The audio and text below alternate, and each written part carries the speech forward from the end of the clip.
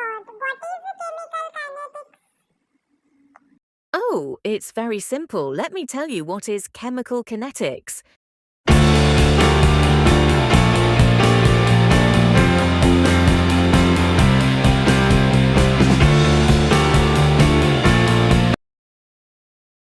Hello everyone, welcome to LGKM Animation YouTube channel for your 12th class. So this is the one shot lecture part 1 for the 6th lesson which is chemical kinetics. तो आज के video lecture में हमें इस lesson का आधा portion with the solve numerical and also in a detail explanation of each and every topic यहाँ पे डिस्कस करना है। कोई भी टॉपिक हम यहाँ पे स्किप नहीं करेंगे। तो अब चलिए लेसन की तरफ बढ़ते हैं। अब देखिए हमारे लेसन का नेम क्या है यहाँ पे, केमिकल काइनेटिक्स। तो फर्स्ट ऑफ ऑल हम यहाँ पे बेसिक कॉन्सेप्ट की तरफ बढ़ते हैं।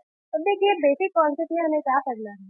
अगर हमने केमिकल एंड काइनेटिक्स इसको स्प्लिट किया तो हमें दो वर्ड मिल रहे हैं, पहला तो केमिकल एंड दूसरा मिल रहा है काइनेटिक्स। अब केमिकल एंड काइनेटिक्स का मीनिंग क्या है यदि हमें पता होना चाहिए। तो chemical is a simple, it is a chemical reaction, मतलब आप यहाँ पे केमिकल रिएक्शन की स्टडी करने वाले हो। एंड काइनेटिक्स मतलब द स्टडी ऑफ रेट, मतलब कि केमिकल काइनेटिक्स अगर इसको हमने कंबाइनली पढ़ा तो the study of rate of chemical reaction is called as chemical kinetics. अब ये रेट वर्ड क्या है, तो rate is nothing but speed, मतलब ये आपकी रिएक्शन कितने स्पीड में प्रोसीड होगी उसी को ही आप केमिकल काइनेटिक्स कहें। ठीक है, अब देखिए इसके बाद हमने यहाँ पे एक जनरल रिएक्शन को कंसिडर किया है। रैंडम रिएक्शन हमने यहाँ पे ली है जो कि A+B है, आपस में रिएक्शन करके इसका फॉर्मेशन कर रहे हैं T, मतलब प्रोडक्ट में हमें T दे रहे हैं। ठीक है, आपको ये बात पता होगी कि ये जो एरो है, एरो के लेफ्ट हैंड साइड में क्या होती है, ये जो साइड होती है इसको हम क्या कहते हैं, इसे रिएक्शन साइड कहते हैं। एंड ये एरो है, एरो के left hand right hand side को हम क्या कहेंगे, प्रोडक्ट साइड कहेंगे, मतलब इस साइड हमारा प्रोडक्ट होता है। मतलब ये देखिए जब A+B आपस में रिएक्ट कर लेते हैं तब हमें C प्रोडक्ट का फॉर्मेशन करा के देते हैं। Okay, and one more thing, ये भी आपको बात में यहाँ पे बताना चाहूंगी, आपने बैलेंस इक्वेशन के बारे में पता। बैलेंस इक्वेशन मतलब क्या होता है कि जो आपकी रिएक्शन साइड होती है वहाँ पे आपके हम एटम्स को कंसिडर करते हैं, आयंस को कंसिडर करते हैं और मॉलिक्यूल्स को कंसिडर करते हैं। तो जितने अमाउंट में आपके मॉलिक्यूल इस रिएक्शन साइड में, ठीक है, जो कि रिएक्शन साइड है, रिएक्शन साइड में प्रोडक्ट प्रेजेंट होंगे उतने ही मॉलिक्यूल प्रोडक्ट साइड में भी प्रेजेंट होना चाहिए। इसी को ही हम क्या कहेंगे, बैलेंस केमिकल इक्वेशन कहेंगे। ठीक है, this is the rule of balance chemical equation. अब देखिए इतना चीज हमें क्लियर हो गई। अब आप यहाँ पे किसके बारे में पढ़ रहे हैं कि हमारी जो केमिकल रिएक्शन है कितने स्पीड में हो रही है, इसको कितना रेट लग रहा है, मतलब कितना टाइम लग रहा है। ठीक है, ऐसे ही होगा इसका मीनिंग। तो अब देखिए कोई कोई रिएक्शन ऐसे होते हैं विदिन, मतलब कोई रिएक्शन 1 सेकंड में भी होती है, मतलब 1 सेकंड में तो नहीं होती, ज्यादा टाइम लगता है, बट देखिए कोई रिएक्शन 1 सेकंड में हो गई, किसी किसी रिएक्शन को 10 मिनट लग जाते हैं, किसी रिएक्शन को 15 मिनट लग गए। ठीक है, मतलब ये यहाँ पे टाइम डिफरेंस क्यों दिखाई दे रहा है, ठीक है ना। रिएक्शन जो अलग अलग होती है, अलग अलग टाइम में क्यों प्रोसीड होती है, यहाँ पे कौन से फैक्टर्स अफेक्ट करते हैं, उसकी स्टडी हमें यहाँ पे डिटेल में करनी है। ठीक है, तो देखिए फर्स्ट ऑफ ऑल एक जो फैक्टर है मैं आपको यहाँ पे अच्छे से एक्सप्लेन करना चाहूंगी जो कि है कॉन्सेंट्रेशन। ठीक है, मतलब यहाँ पे मैं आपको दो रिएक्शन के बारे में बताऊंगी, एनिमेशन के थ्रू भी उसको मैं आपको अच्छे से क्लियर करा दूंगी, बस आप यहाँ पे थोड़ा सा ध्यान दीजिएगा। मैंने आपको एक रिएक्शन है जो कि कैल्शियम ऑक्साइड, ठीक है, एंड दूसरी रिएक्शन, सॉरी एक कंपाउंड है, नॉट ए रिएक्शन, कंपाउंड हमने कंसिडर किया कैल्शियम ऑक्साइड का, एंड दूसरा हमने कंपाउंड कंसिडर किया है जो कि वाटर मॉलिक्यूल का है। ठीक है, अब यहाँ पे जो कैल्शियम ऑक्साइड है उसके मॉलिक्यूल्स मैंने 50 मॉलिक्यूल यहाँ पे कंसिडर किए हैं, एंड वाटर का जो मॉलिक्यूल्स है मैंने 100 मॉलिक्यूल्स यहाँ पे कंसिडर किए हैं। ठीक है, आपस में जब ये रिएक्शन करते हैं तब मुझे यहाँ पे एक बेस मिलता है जो कि है कैल्शियम हाइड्रोक्साइड। ठीक है, कैल्शियम हाइड्रोक्साइड ये हमें यहाँ पे बेस मिलेगा। तो अब ये कौन सी फर्स्ट रिएक्शन हो गई। मैं सेकेंड रिएक्शन की तरफ बढ़ती हूँ। सेकेंड रिएक्शन में भी आपके जो कंपाउंड है सेम ही होंगे, कैल्शियम ऑक्साइड है, कैल्शियम ऑक्साइड वाटर के साथ रिएक्शन करेगा एंड प्रोडक्ट में हमें क्या देगा, अगेन कैल्शियम हाइड्रोक्साइड भी हमें यहाँ पे मिलने वाला है। बट यहाँ पे चेंज क्या होगा, यहाँ पे आपने 50 मॉलिक्यूल कंसिडर किए हैं कैल्शियम ऑक्साइड के, यहाँ पे मैं बस 20 मॉलिक्यूल कंसिडर करने वाली हूँ। वाटर के आपने 100 मॉलिक्यूल लिए तो मैं यहाँ पे बस 50 मॉलिक्यूल लूंगी। तो ये जो कैल्शियम ऑक्साइड होता है जो कि पाउडर फॉर्म में होता है, वाटर में डिजॉल्व होने के लिए, मतलब फर्स्ट रिएक्शन प्रोसीड करने के लिए उस रिएक्शन को मुझे यहाँ पे 10 मिनट लग रहे हैं, ठीक है, पूरे के पूरे डिजॉल्व होने, मतलब डिजॉल्व करने के लिए एंड इस प्रोडक्ट का फॉर्मेशन करने के लिए, कौन सा प्रोडक्ट, कैल्शियम हाइड्रोक्साइड का फॉर्मेशन करने के लिए मुझे 10 मिनट लग रहे हैं। एंड वही मैंने क्वांटिटी मतलब कैल्शियम ऑक्साइड की 20 मॉलिक्यूल्स लिए, जो कि क्वांटिटी यहाँ पे कैसी है, कम है। तो इस रिएक्शन, मेरी ये जो रिएक्शन है विद इन 5 मिनट में कंप्लीट हो गई, जिससे वो बस 5 मिनट लगे कैल्शियम हाइड्रोक्साइड जो कि बेस है उसका फॉर्मेशन कराने के लिए। मतलब कंपाउंड तो सेम है यहाँ पे, बट टाइम यहाँ पे डिफरेंस हो रहा है। तो ये किसके वजह से हो रहा है, तो this is all about the concentration, ठीक है। कॉन्सेंट्रेशन क्या होता है पहले ये समझा के दे दो आपको। Concentration is nothing but number of molecules in a given volume, मतलब आपने कितने मॉलिक्यूल्स गिवन वॉल्यूम में लिए हैं उसे ही कॉन्सेंट्रेशन कहते हैं, ठीक है। अब जो आपका ये ए कंपाउंड है, ए कंपाउंड मतलब कैल्शियम ऑक्साइड जो कि हमने यहाँ पे कंसिडर किया है, वन सेकेंड यहाँ पे कलर चेंज कर ले, ओके। तो कैल्शियम ऑक्साइड जो है, ठीक है, इसमें हमने 50 मॉलिक्यूल फर्स्ट रिएक्शन में कंसिडर किया, सेकेंड रिएक्शन में 20 मॉलिक्यूल। तो यहाँ पे क्या चेंज नजर आ रहा है कि अमाउंट ऑफ और concentration of the calcium oxide are change, ठीक है, यहाँ पे ये चेंज हो गया। अब नंबर ऑफ मॉलिक्यूल्स मतलब 50 मॉलिक्यूल, 50 मॉलिक्यूल एंड जो भी आपने बिफोर टेंसिव जो भी लिया है, ठीक है, उतने मॉलिक्यूल्स आपने वहाँ पे ऐड कर लिए, तो उसी को ही आपका कहोगे कॉन्सेंट्रेशन कहोगे। मतलब ये फर्स्ट रिएक्शन में जो रिएक्टेंट साइड है, क्योंकि ये साइड कौन सी हो गई, एरो की लेफ्ट हैंड साइड वाली रिएक्टेंट साइड होती है। तो यहाँ पे कॉन्सेंट्रेशन ऑफ द कंपाउंड बहुत ज्यादा नजर आ रहा है, इसी वजह से जो रिएक्शन है उसको 10 मिनट लग रहे हैं ये प्रोडक्ट फॉर्म करने के लिए।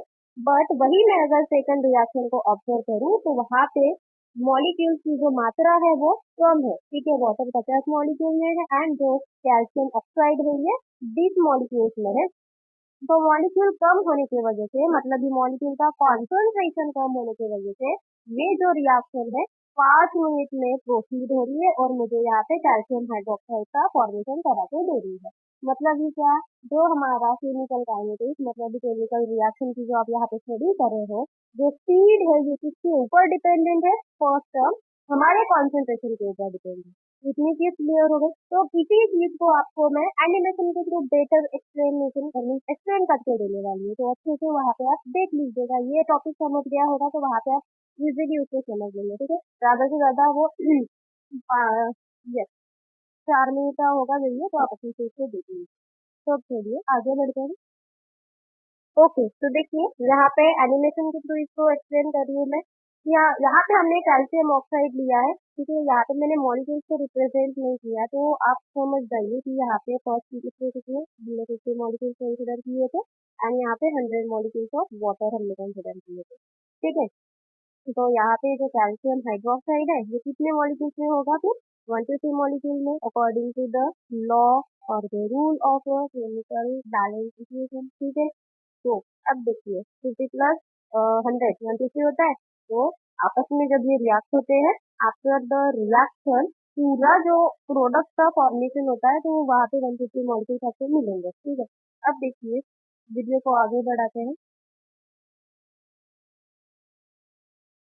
तो अब ये जो कैल्शियम ऑक्साइड है वाटर के साथ रिएक्शन करके किसका फॉर्मेशन दे रहा है, यहाँ पे कैल्शियम हाइड्रोक्साइड। अब हमने यहाँ पे H2O मीन्स वाटर को कंसिडर किया है एंड हमारा कैल्शियम हाइड्रोक्साइड, और यहाँ पे हमने खाली बीकर को कंसिडर किया है।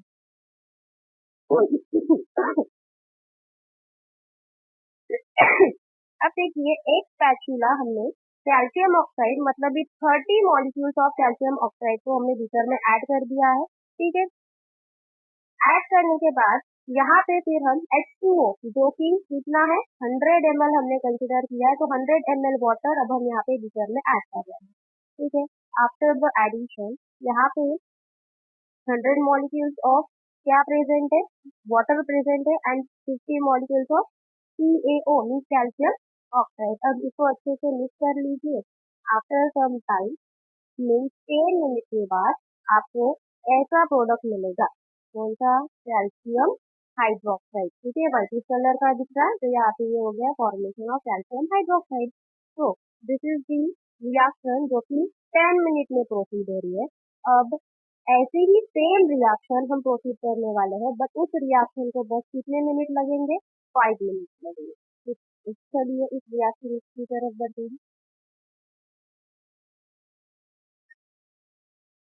तो अब देखिए इस रिएक्शन को भी आप ऑब्जर्व करिए, यहाँ पे हमने क्या लिया है, H2O। ओके, तो देखिए H2O, ठीक है, एंड H2O है, साथ में यहाँ पे कैल्शियम ऑक्साइड का जो बीकर है हमने यहाँ पे प्लेस किया है। तो यहाँ से अब हम मैं वाटर के 50 मॉलिक्यूल लेने वाली हूँ। ठीक है,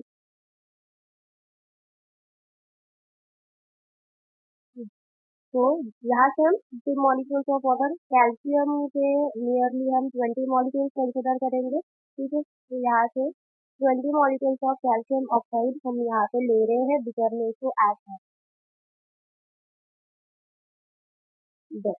after the addition of calcium oxide, अब हम यहाँ पे 50 ml वाटर को ऐड कर लेंगे। ठीक है, मतलब 50 मॉलिक्यूल हम पानी के वहाँ पे डाल दें।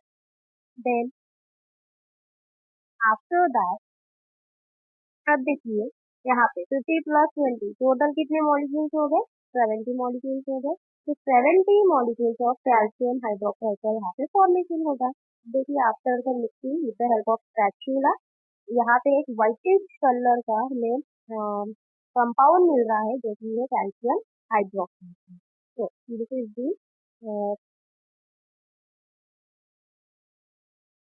Example for the concentration. ठीक है, अब देखिए क्या था, यहाँ पे हमने कॉन्सेंट्रेशन कम लिया, तो देखिए प्रोडक्ट भी बहुत ज्यादा कम मिला, और वही हमने फर्स्ट वीडियो में ऑब्जर्व किया था। तो हमें इतनी लाइन, ठीक है, मतलब जो हमारे प्रोडक्ट का वॉल्यूम था इतना भर चुका था। ठीक है, तो यहाँ पे जो फर्स्ट हमने रिएक्शन को ऑब्जर्व किया था वो रिएक्शन 10 मिनट में हो रही थी, बट ये रिएक्शन कितने मिनट में हो गई, 5 ही मिनट में हो गई। क्यों हो गई, बिकॉज ऑफ यहाँ पे जो आपका कॉन्सेंट्रेशन है, ठीक है, कंपाउंड का जो भी आपने कॉन्सेंट्रेशन कंसिडर किया है सेकंड रिएक्शन में, वो कैसा है, कम है, लेस।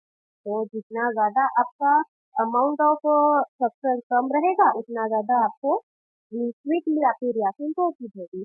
मतलब ये होगा एक फैक्टर कॉन्सेंट्रेशन का। अब बस कॉन्सेंट्रेशन के ही ऊपर हमारी केमिकल काइनेटिक्स डिपेंडेंट नहीं है, और भी आगे फैक्टर्स आएंगे, जैसे कि टेम्परेचर हो गया, प्रेशर हो गया, तो वो मैं अच्छे से आपको डिस्कस करा देंगे, इतना आपको समझ गया होगा। तो अब चलिए इसके बाद आगे बढ़ते हैं। अब देखिए यहाँ पे केमिकल काइनेटिक्स की जो टेक्स्ट बुक में डेफिनेशन दी है उसको डिस्कस कर लेते हैं, तो ध्यान से पढ़िएगा। अब देखिए क्या कह रहे हैं यहाँ पे, केमिकल काइनेटिक्स क्या है। ठीक है, तो chemical kinetics is a branch of chemistry which deals with the rate of a chemical reaction and factor those affect them. ठीक है, केमिकल काइनेटिक्स क्या है, तो एक केमिस्ट्री की ब्रांच है। अब कौन सी केमिस्ट्री थी, तो फिजिकल केमिस्ट्री का पार्ट है ये, तो क्या हो गया, this is the branch of physical chemistry. ठीक है, फिजिकल केमिस्ट्री की ब्रांच है कौन, केमिकल काइनेटिक्स, जो की डील कर रही है किसके साथ, तो रेट ऑफ केमिकल रिएक्शन, मतलब केमिकल रिएक्शन की जो स्पीड है, एंड आल्सो उस रिएक्शन के ऊपर, केमिकल रिएक्शन के ऊपर जो भी फैक्टर्स अफेक्ट करते हैं उसी को ही हम यहाँ पे क्या कहेंगे, केमिकल काइनेटिक्स कहेंगे। समझा। अब ये फैक्टर कौन से अफेक्ट कर रहे हैं, एक तो फैक्टर मैंने आपको बता दिया कॉन्सेंट्रेशन का। अब देखिए और फैक्टर्स है, यहाँ पे मैंने 4 फैक्टर्स यहाँ पे एक्सप्लेन किया है।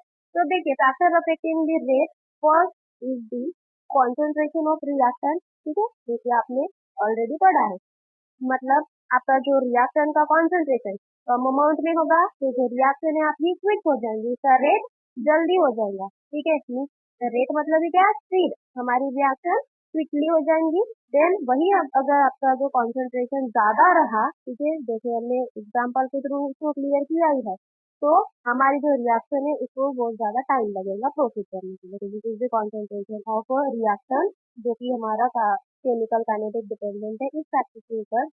अब देखिए सेकंड फैक्टर कौन सा है, तो टेम्परेचर ऑफ रिएक्शन। ठीक है, अब देखिए टेम्परेचर ऑफ रिएक्शन मतलब क्या जैसे जैसे आपने टेम्परेचर को इंक्रीज किया, मतलब देखिए आपने एक गिवन कहीं से भी एक रैंडम रिएक्शन है, वहां पे अगर आपने टेम्परेचर को इंक्रीज किया तो ऑब्वियसली आपका जो रेट ऑफ केमिकल रिएक्शन है वो भी कैसे हो जाएगा, इंक्रीज हो जाएगा। ठीक है, rate of reaction increases if the temperature will be goes on increases. और वही यहाँ पे कॉन्सेंट्रेशन अगर यहाँ पे ज्यादा रहा तो जो रेट होता है, रेट मतलब ही टाइम, कैसे हो जाएगा यहाँ पे डिक्रीज, मतलब बहुत ज्यादा लगेगा ना। तो दैट्स व्हाई रेट यहाँ पे डिक्रीज हो जाता है, टाइम बहुत ज्यादा लगता है वहाँ पे। देन देखिए इसके बाद नेक्स्ट जो फैक्टर है, ओके, अब नेक्स्ट प्रेजेंस ऑफ कैटेलिस्ट। ठीक है, अगर आपकी केमिकल रिएक्शन में आपने किसी भी रैंडम कैटेलिस्ट को कंसिडर किया है तो यहाँ पे जो केमिकल रिएक्शन है ये जल्दी होगी, फास्ट होगी। ठीक है, रेट मतलब ही क्या, स्पीड। ठीक है, कितनी स्पीड से हो रही है, अगर प्रेजेंस ऑफ कैटेलिस्ट होगा, कैटेलिस्ट हमारे केमिकल रिएक्शन में प्रेजेंट है तो हमारी जो रिएक्शन है बहुत ज्यादा फास्टली होगी। ठीक है, तो this is the third factor which is affect the rate of chemical reaction. फिर इसके बाद देखिए फोर्थ जो फैक्टर है टाइप ऑफ रिएक्टेंट। ठीक है, मतलब आप कौन से टाइप का यहाँ पे रिएक्टेंट ले रहे हो, सॉलिड रिएक्टेंट है आपका, ठीक है, या फिर लिक्विड का रिएक्टेंट है और गैसेस है। वो रिएक्टेंट के ऊपर डिपेंडेंट होता है कि हमारा जो केमिकल रिएक्शन की जो स्पीड है मीन्स रेट है वो कितने फास्ट होगा या फिर कितना स्लो होगा। अगर देखिए सॉलिड होगा, ठीक है, जैसे एग्जाम्पल अगर हम ले तो NaCl, ठीक है, इसको मुझे मेल्ट करना है तो बहुत ज्यादा टाइम लगेगा बिकॉज ऑफ ये सॉलिड है। लिक्विड बहुत ज्यादा जल्दी रिएक्शन को प्रोसीड कर लेगा, एंड जो गैस मॉलिक्यूल अगर आपने कंसिडर किया है तो वो क्विकली हमारी केमिकल रिएक्शन को प्रोसीड करेगा, और मीन्स इसकी स्पीड बहुत ज्यादा होगी। मतलब ये जो फैक्टर है, टोटल 4 फैक्टर जो अफेक्ट कर रहे हैं हमारे केमिकल रिएक्शन के रेट के ऊपर। ठीक है, मतलब इसकी स्पीड के ऊपर। So this is all about the factor affecting on the chemical reaction। I think यहाँ पे इतना टॉपिक क्लियर हुआ होगा आपके लिए। Next, 3 important characteristic of chemical reaction. ठीक है, मतलब जो हमारी केमिकल रिएक्शन है उस रिएक्शन में 3 important कैरेक्टरिस्टिक प्रेजेंट है। वो 3 important कैरेक्टरिस्टिक है। First is the extent of reaction. ठीक है, अब देखिए मैं यहाँ पे एक जनरल रिएक्शन को कंसिडर कर रही हूँ, वही A+B जो कि हमें प्रोडक्ट में दे रही है C। तो A+B, ठीक है, मतलब रिएक्टेंट साइड में जो हमने कंपाउंड लिए हैं ये कंपाउंड आपस में रिएक्ट करेंगे क्या, ठीक है ना।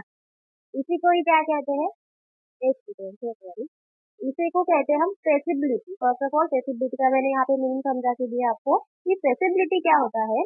तो आपके जो आपने कंपाउंड यहाँ पे कंसिडर किए हैं वो आपस में रिएक्ट करके आपको सच में प्रोडक्ट देंगे क्या, मतलब ये रिएक्शन पॉसिबल है क्या, इसी को ही ट्रेसेबिलिटी कहते हैं।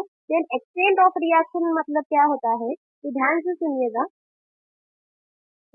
एक्सटेंट मतलब आपकी जो रिएक्शन है आपको कितने परसेंट प्रोडक्ट का फॉर्मेशन करा के दे रही है। ठीक है, 70% और 80% और कितने परसेंट आपको प्रोडक्ट मिल रहा है वो होता है extent of reaction. And last है रेट। ठीक है, मतलब जो केमिकल रिएक्शन है ये किसके ऊपर डिपेंडेंट होती है, तो रेट, स्पीड ऑफ रिएक्शन। ठीक है, आपकी जो रिएक्शन है वो फास्ट है, स्लो है या फिर मॉडरेट है। तो ये 3 important कैरेक्टरिस्टिक है केमिकल रिएक्शन।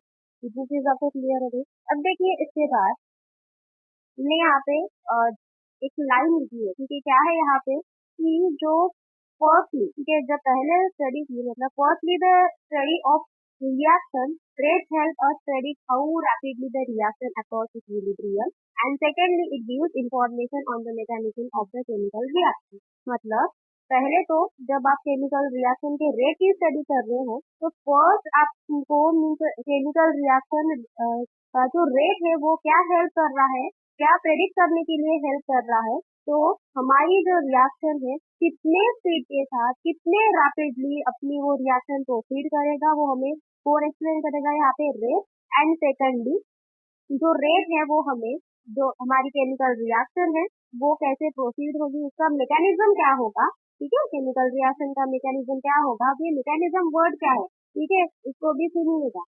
देखिए मैकेनिज्म मतलब क्या, अब देखिए A+B ये जो रिएक्शन है अभी आपको प्रोडक्ट में C ये कंपाउंड मिल रहा है। तो ये जो रिएक्शन है मतलब ये जो कंपाउंड हमने यहाँ पे कंसिडर किए हैं ये दोनों कंपाउंड आपस में रिएक्ट करने के लिए कितना टाइम या फिर कितने स्टेप लेंगे, ठीक है। इनको बाहर से कोई कैटलिस्ट चाहिए क्या, ठीक है, इस रिएक्शन को प्रोसीड करने के लिए ऐसे स्टेप्स होते हैं, ठीक है, मतलब विभिन्न स्टेप, जिसे कोई हम मैकेनिज्म कहेंगे। तो मैकेनिज्म वर्ड आपको समझा कि कितने स्टेप में हमारी रिएक्शन प्रोसीड होगी, इसी को मैकेनिज्म। तो फर्स्टली जो रेट होता है ये किस लिए हेल्प कर रहा है, वो प्रेडिक्ट दी हमारी रिएक्शन कितनी रैपिडली होगी, कितनी फास्टली होगी, एंड सेकेंडली वो हमें इंफॉर्मेशन दे रहा है कि कितने स्टेप में हमारी रिएक्शन प्रोसीड होगी, ठीक है, मैकेनिज्म। तो आई थिंक इतना क्लियर हुआ होगा आपके लिए। रेट ऑफ रिएक्शन के बारे में भी डिस्कस कर लेते हैं। रेट ऑफ रिएक्शन की डेफिनेशन हमें टेक्स्ट बुक में दी गई है कि the rate of reaction describe how rapidly the reaction are consume और द प्रोडक्ट आर फॉर्म। ठीक है, क्या कहा कि रेट ऑफ रिएक्शन क्या होता है कि हमारी जो रिएक्शन है, ठीक है, अब देखिए रिएक्शन साइड होता है एंड दूसरा कौन सा साइड होता है, प्रोडक्ट साइड। तो रिएक्शन साइड में ओके, देखिए रिएक्शन साइड एंड प्रोडक्ट। तो जो रिएक्टेंट है कितने रैपिडली कंज्यूम होगा एंड जो प्रोडक्ट है कितने रैपिडली वो फॉर्म होगा, इसी को ही हम क्या कहेंगे, रेट ऑफ रिएक्शन। ठीक है, जो रेट ऑफ रिएक्शन होता है वो हमें डिस्क्राइब करता है, रेट ऑफ रिएक्शन। सॉरी, देखिए रेट ऑफ रिएक्शन क्या डिस्क्राइब कर रहा है यहाँ पे कि आपकी जो केमिकल रिएक्शन है, केमिकल रिएक्शन में जो रिएक्टेंट साइड में जो भी कंपाउंड आपने लिए हैं वो कंपाउंड कितने तेजी से कंज्यूम होंगे एंड कितने तेजी से आपका प्रोडक्ट का फॉर्मेशन होगा, इसी को ही आप क्या कहोगे, रेट ऑफ रिएक्शन कहोगे। मतलब ही क्या हो रहा है, ये कंज्यूम क्या वर्ड है, कंज्यूम मतलब ही डिक्रीज, डिसअपियरेंस, इसी को ही आप क्या कहोगे, कंज्यूम कहोगे।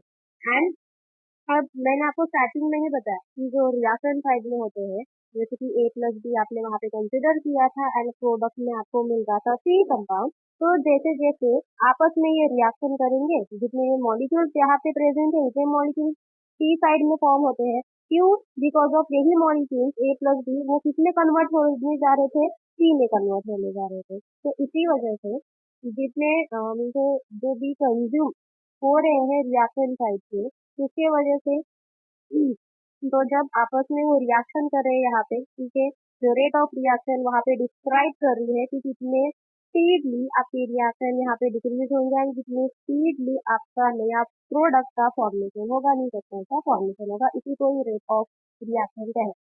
इतना टॉपिक क्लियर है। अब देखिए इसके बाद और एक चीज आपको यहाँ पे ध्यान में रखनी है, रेट ऑफ रिएक्शन जो होते हैं, जैसे कि reaction side and product side है हमारे, ठीक है। तो देखिए रिएक्शन एंड प्रोडक्ट में आपको क्या ध्यान में रखना है, न्यूमेरिकल आप जब पढ़ोगे तो न्यूमेरिकल में आपको ऐसे नहीं दिया होगा कि रिएक्शन साइड में इतने मॉलिक्यूल्स आपके कंज्यूम हुए हैं या फिर प्रोडक्ट मॉलिक्यूल के इतने मॉलिक्यूल्स आपके कंज्यूम हुए हैं, वो ऐसे डायरेक्टली नहीं एक्सप्लेन करेगा। वो क्या करता है कि ऐसे वर्ड, ठीक है, रेट ऑफ कंजम्पशन ऐसे नहीं लिखता कि रेट ऑफ रिएक्शन इतना है करके, ऐसे नहीं लिखेगा। क्या लिखेगा, रेट ऑफ कंजम्पशन लिखेगा। रिएक्शन के बारे में पहले ध्यान दीजिए, ठीक है। तो ओके, रेट ऑफ कंजम्पशन और दूसरा वर्ड क्या यूज कर सकता है, रेट ऑफ डिसअपियरेंस, ठीक है, और another word is a rate of decomposition. ऐसे वर्ड वो यूज कर सकते हैं यहाँ पे, ठीक है। तो आपको ये बात यहाँ पे ध्यान में रखनी है कि रेट ऑफ कंजम्पशन मतलब भी क्या है आपका, आपको वो रिएक्टेंट साइड का रेट बता रहे हैं कि इतने इतने अमाउंट में आपके मॉलिक्यूल्स कंज्यूम हो चुके हैं, डिसअपियर हो चुके हैं या फिर डिकम्पोज हो चुके हैं। तो आपको यहाँ पे ध्यान में क्या रखना है कि आपको जो न्यूमेरिकल है वहाँ पे ये रिएक्टेंट पर ऐसे नहीं दिया होगा, rate of consumption, rate of disappearance और रेट ऑफ डिकम्पोजिशन, ऐसे ही वर्ड वो एग्जामिनर आपको देंगे, ठीक है। मतलब इतनी चीज आपको क्लियर हो गई। तो देखिए कंजम्पशन, डिसअपियरेंस, डिकम्पोजिशन, इन वर्ड का मीनिंग क्या होता है कि आपका जो रिएक्टेंट साइड में जो भी कंपाउंड प्रेजेंट है वो टाइम के साथ डिक्रीज हो जा रहे हैं, ठीक है, मतलब डिक्रीज होते हुए नजर आ रहे हैं, वही होता है कंजम्पशन। कंजम्पशन मतलब क्या, डिक्रीज होना। डिसअपियरेंस, ठीक है, गायब होना। गायब होना मतलब वो गायब नहीं हो रहे, गायब होके किसका फॉर्मेशन कर रहे हैं, प्रोडक्ट का वो फॉर्मेशन कर रहे हैं। देन डिकम्पोजिशन, ठीक है, तो ये वर्ड आपको ध्यान में रखनी है, न्यूमेरिकल में जहां भी दिखे तो समझ जाना कि वो रिएक्शन के बारे में बात कर रहे हैं। अब देखिए इसके बाद प्रोडक्ट में प्रोडक्ट में आपको दो वर्ड्स दिखाई देंगे, रेट ऑफ फॉर्मेशन एंड दूसरा है रेट ऑफ अपीयरेंस। मतलब कि इतने इतने अमाउंट में आपका प्रोडक्ट का फॉर्मेशन हुआ है, ठीक है, जैसे कि 30% हमारा प्रोडक्ट का फॉर्मेशन हो चुका है, तो आपको जो न्यूमेरिकल में ऐसे वो नहीं बताएंगे कि प्रोडक्ट का फॉर्मेशन हो चुका है, क्या बताएंगे वो रेट ऑफ फॉर्मेशन, ठीक है, और रेट ऑफ अपीयरेंस। ऐसा वर्ड दिखेंगे तो आप समझ जाना कि वो प्रोडक्ट के बारे में डिस्कस कर रहे हैं। तो इतनी भी बातें आपको ध्यान में रखनी है। अब देखिए उसके बाद नेक्स्ट जो टॉपिक है average rate of chemical reaction, इसको हमें यहाँ पे डिस्कस करना है। Average rate of chemical reaction मतलब क्या?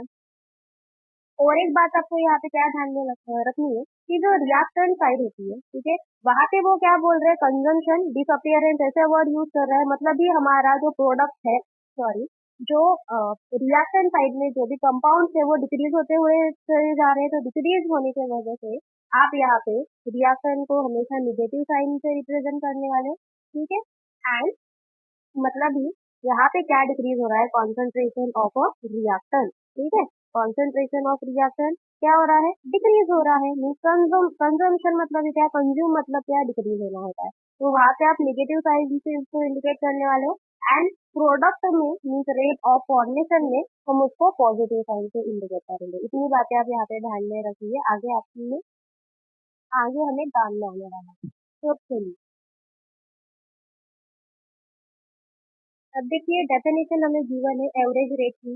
The average rate of reaction can be describe by moving change in a concentration of the reaction or a product divided by a time interval over which the change occurs।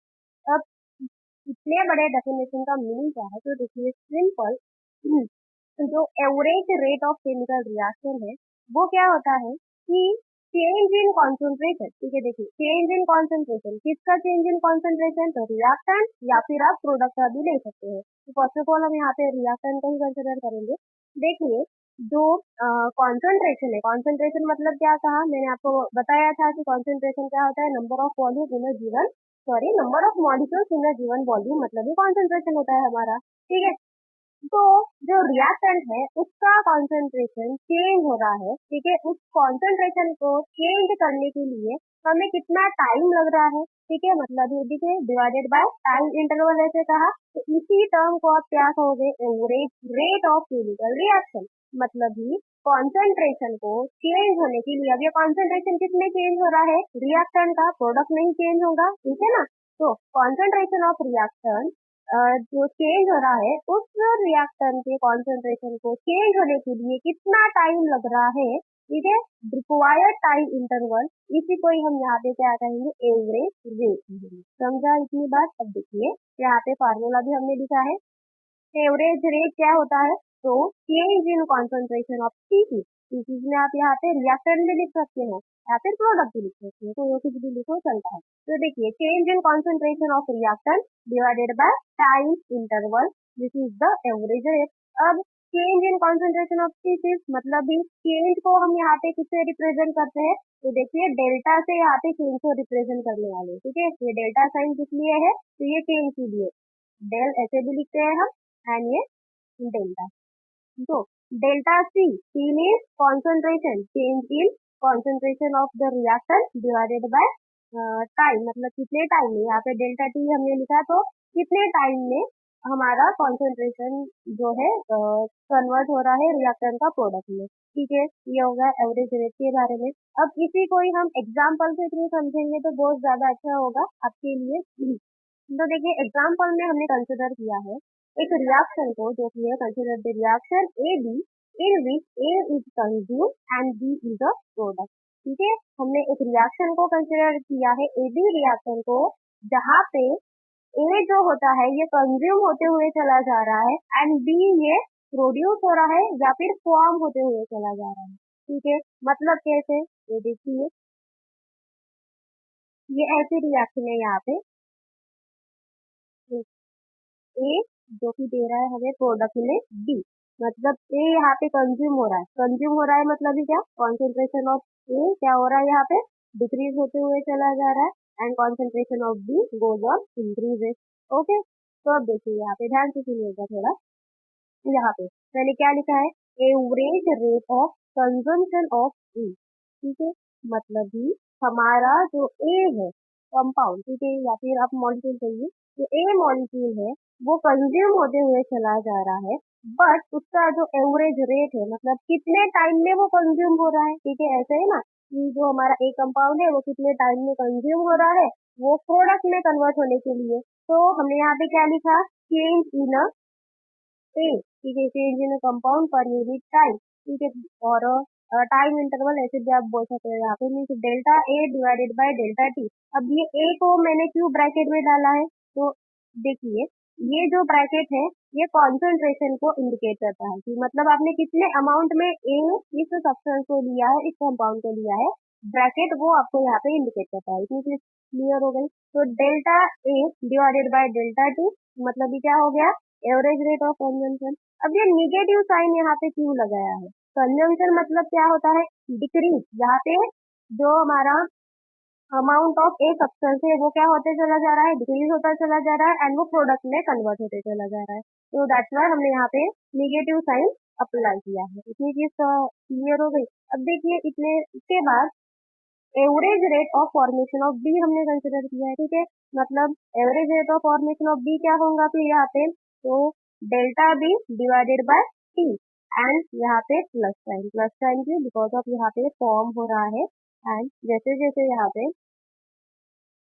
हमारा average rate of consumption ए ये decrease होते हुए चला जाएगा, या फिर concentration of A, simple language में concentration of ए ये डिक्रीज होते हुए चला जाएगा, वैसे वैसे हमारा जो कॉन्सेंट्रेशन ऑफ बी है ये कैसे इंक्रीज होते हुए चला जाएगा, तो दैट्स व्हाई यहाँ पे हमने साइन को अप्लाई किया प्लस साइन, ठीक है, इतनी चीज क्लियर हो गई।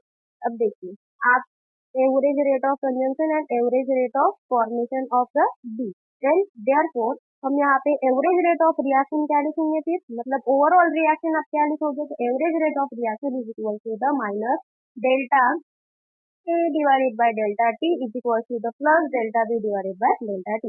So this is the average rate of reaction. तो average rate of reaction word use किया है हमने, average rate of consumption या फिर average rate of formation आपको किसी ने पूछा तो आपको ऐसे एक्सप्लेन करना है, ठीक है, ऐसे आपको लिखना है, and simply average rate of reaction लिखा तो ये वाली आपको कंडीशन लिखनी होगी, ठीक है, न्यूमेरिकल आप जब देखोगे तब ये वहाँ पे यूज होने वाला है, तो ध्यान से सुनिएगा। ओके, मतलब ये क्या हो रहा है, एग्जाम्पल से हमें क्या समझ रहा है यहाँ पे कि जो हमारा रिएक्शन है यहाँ पे जो हमने ए बी रिएक्शन को कंसिडर किया है, एवरेज रेट ऑफ कंजम्पशन मतलब ही ए कंपाउंड कितने स्पीड के साथ डिक्रीज हो रहा है और इसको कितना टाइम लग रहा है कंजम्पशन होने के लिए या फिर कंज्यूम होने के लिए, इसी को average rate of chemical reaction कहेंगे और एवरेज रेट ऑफ कंजम्पशन कहेंगे, एंड जो हमारा प्रोडक्ट है उसको फॉर्म होने के लिए कितना टाइम इंटरवल लग रहा है, ठीक है, इसी को ही आप यहाँ पे क्या कहोगे, एवरेज रेट ऑफ फॉर्मेशन कहोगे, ठीक है, एंड ओवरऑल आपको अगर reaction average rate of reaction लिखने किसी ने बोला तो आपको फिर ये वाली का यूज करनी है, ये रिएक्शन यहाँ पे लिख के आ रही है, इतनी चीजें क्लियर है। माइनस साइन क्यों आया, बिकॉज ऑफ आपका ए का कॉन्सेंट्रेशन यहाँ पे क्या हो रहा है, डिक्रीज हो रहा है, बी का कॉन्सेंट्रेशन इंक्रीज हो रहा है, दैट्स व्हाई यहाँ पे आपने प्लस का साइन लिखा है, इतनी चीज क्लियर है। अब देखिए